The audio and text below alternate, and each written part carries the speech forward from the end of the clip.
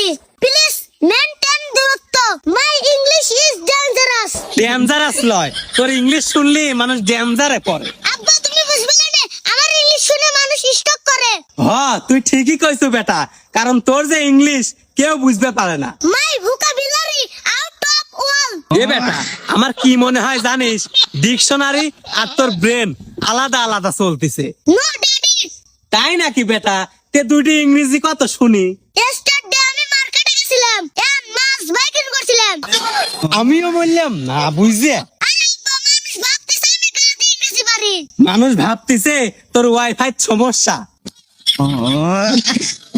বেটা শোন, ইংরেজি না পারলে সমস্যা নাই, তা আবল তাবল ভাবলে বন্ধ কর। তাহলে কি করব আব্বা? বেটা শোন, সাইফুরস মানিকগঞ্জ ব্রাঞ্চে ভর্তি হ, ঠিক মতো স্পোকিং ইংলিশ শেখ। তাহলে আর এরকম উল্টো পাল্টা করবে না আব্বা।